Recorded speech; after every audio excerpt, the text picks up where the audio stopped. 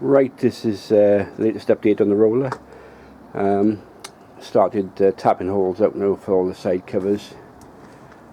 Fitted the other side. Fitted soundproofing. In the cab, you can't really see it there. I can reconnect the beacon. The cab's been painted. As I said, Brunswick green. Cab's been painted. Just fitting the window rubbers. This is the Clayton Wright rubbers. Just got to trim that one there to fit there. And a bit late in the day now. Just going to go in to see the football results. I believe Leeds are winning 4-1. So I'm in a good mood tonight. I put the sound deadening pads and renewed all the lining of the roof. It should deaden the sound a little bit.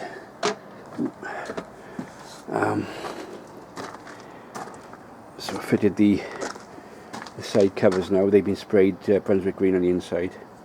So I'll just tack them on now. And the side door for the engine compartment.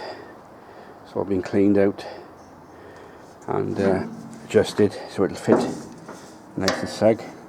I made that up out of 2 flat washers, tack welded and cut in a hexagon shape with a flap disc because the original one had broken off.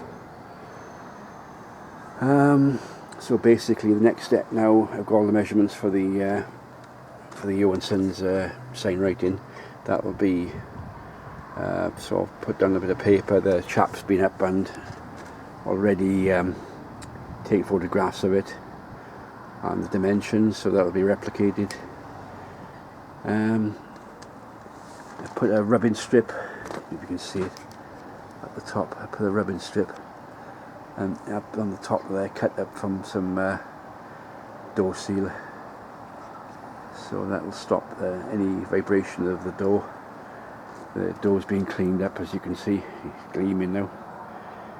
So basically the next step is fitting windows, rubber bonnet down, a final walk around for paint prep, see if I missed any blemishes, and then she'll be ready for the final paint. I am looking forward to getting the sign writer up here to film him, because I always love watching the skill used in sign writing.